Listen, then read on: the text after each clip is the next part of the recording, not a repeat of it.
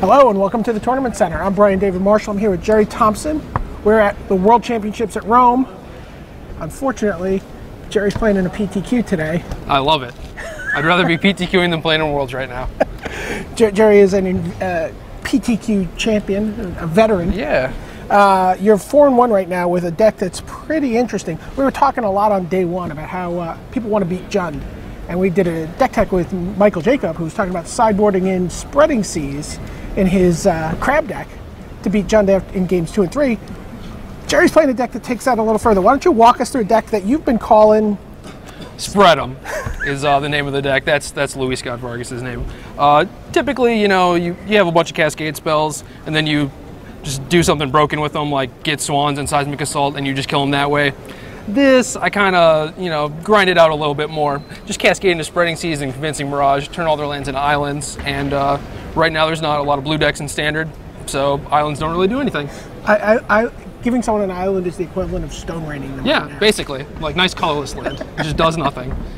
And if you do it on a Savage Lands or a jungle anything, yeah, it's just any tricolor land, they just get so mana screwed. You know, they can play like maybe a third of their spells. Right. So I mean, against Jund, their best hope is to play a Putrid Leech on turn 2, but they're already having a hard time casting a Putrid Leech on turn 2. Yep, definitely. Because of all their lands coming into play sideways. Right.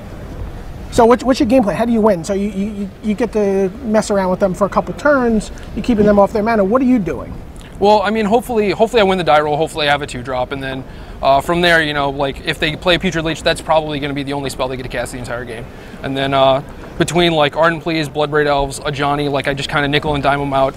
Eventually, like play one of these 2 Sphinxes, and hopefully that finishes the game. If things get too out of hand, I can reset with Day of Judgment, and then hopefully, you know, they can cast any spells. They're locked out of a color or 2. And it seems like a very, very straightforward deck. How often does it go according to script? I mean, today I've been running pretty good. Like, I haven't cast a turn 2 Spreading Seas or Mirage very often, and the deck is still performing pretty well. So, I mean, I think even if you don't execute your game plan perfectly, you know, you still have a very good shot of winning. Like, sure. I have a ton of life gain, a ton of cards that just stall, so, I mean, you don't even have to come out very quick. Right. So, I mean, surprisingly, sometimes the Ajani Vengeance plan is just good enough. Oh, yeah, it's a sick backup plan. So let's talk a little bit about your sideboard. Yeah, you might be saying, Jerry, this deck, not very good against Boros. And I'd be like, you're right.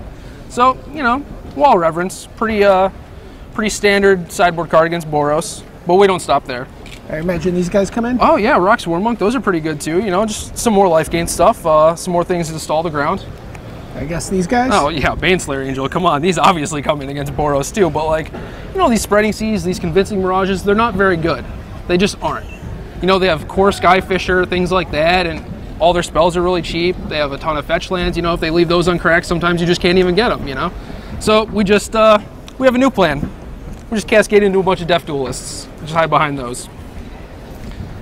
So I want to just talk about some of the cards that you're playing here in terms of where people regard them as... Oh, there we go. Death Duelist, also, you know, maybe a Tarmogoyf. Or perhaps this Convincing Mirage that at one point was a Goblin Guide.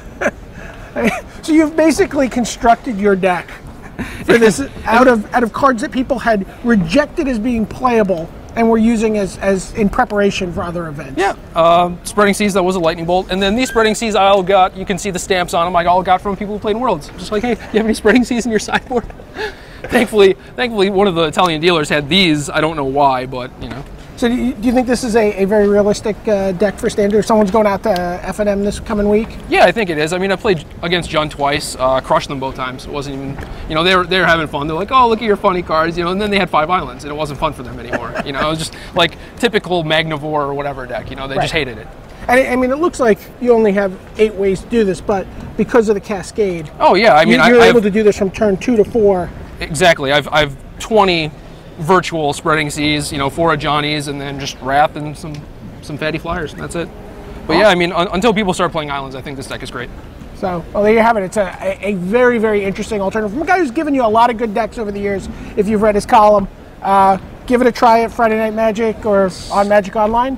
We'll be back with more Tournament Center from Rome. This is Brian David Marshall and Jerry Thompson.